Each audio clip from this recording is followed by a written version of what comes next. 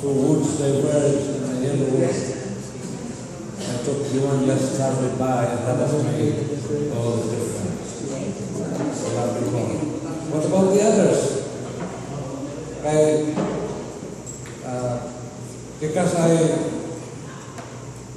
I'll be talking about poems and the rules of writing poems. But the thing is, you're interested? Are you interested in this? Yes.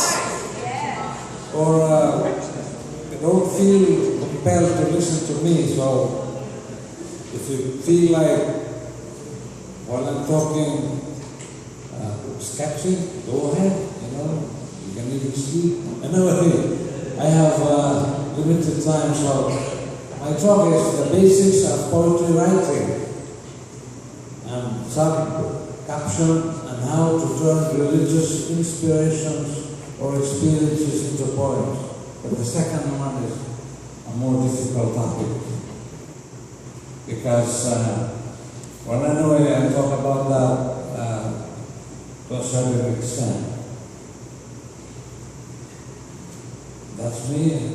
By the way, that's my wife at the back. And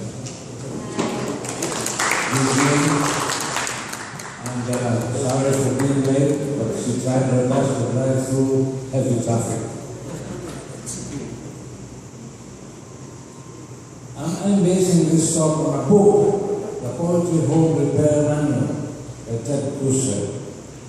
If you come across it, it's a very helpful book, very reader-friendly. So, what is this thing, writing poems? What is a poet's job description?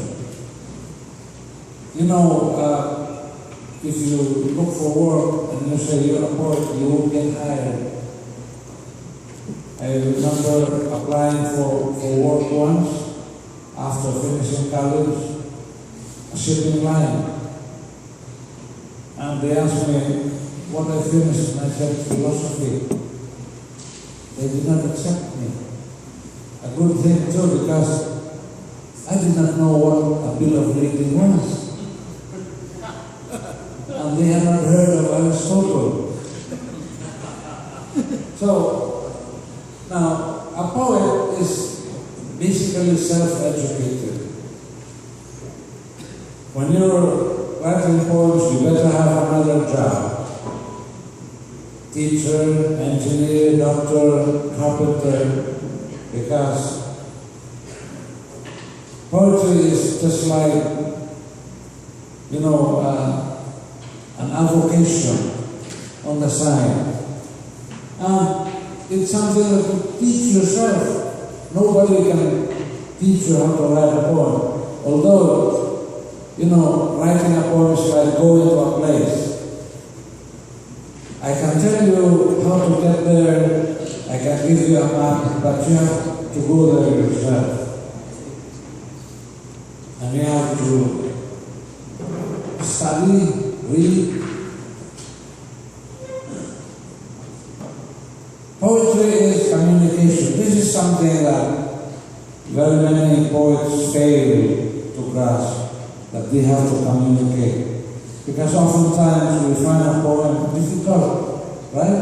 Except Robert Frost. There's another poem by him, if you remember, Stopping the Woods on a Snowy Evening. Very beautiful poem, whose roots this are, I think I know. His house is in the village below. He will not see me stopping here to watch his roots fill up with snow. The ending, the miles, the woods are lovely, dark and deep, and I have promises to keep, and miles to go before I strike. What's difficult about that poem? It communicates, that's the important thing.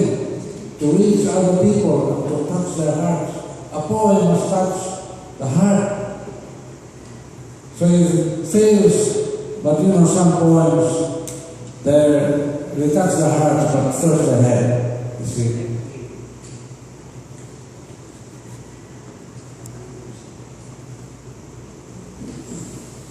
So, you're thinking of a career as a poet?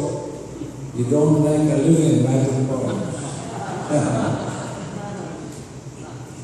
And somebody said, there's no money in poetry. And a poet answered, and there is no poetry in money.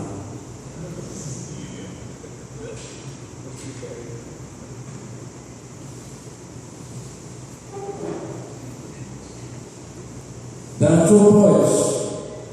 The one who sits and writes on his desk, writing, and the one in the black turtleneck and beret trying to look sexy.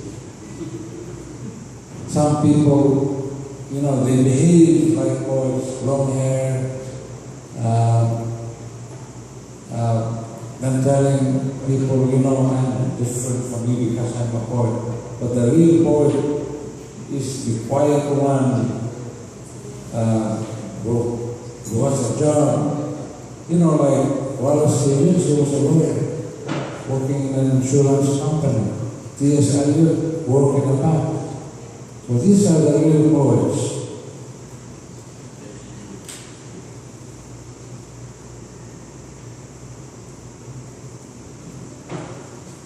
Are there too many poets?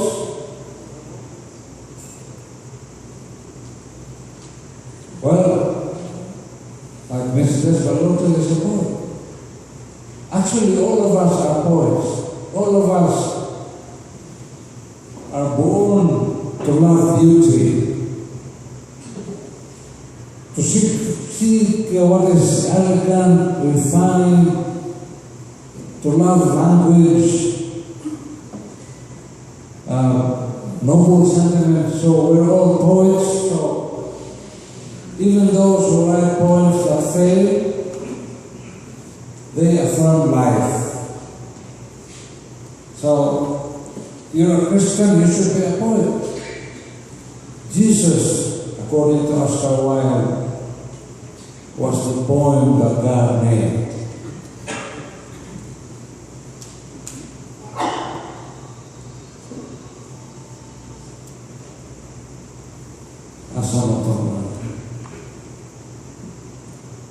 So, difficult to find acceptance. Send your poems to magazines. You don't find too many magazines publishing poems. You just post your poems on Facebook. Give them to friends. The essence of living is in doing, and the essence of being a poet is in the writing, not in the publications or the prizes. The publication is a bonus, and you seek to have your poem published because it's a way of finding out if your poem is acceptable to readers. Prizes, if they come, well and good. If not, don't worry. Emily Dickinson never won a prize. She wrote on bits of paper, paper bags. Nobody knew her. Nobody knew her poems. And she died practically anonymous. But look, you know of a poem by Emily Dickinson? Any of you here? Hope is a thing with feathers. So, because I could not stop for death, it finally stopped for me. One of my favorites.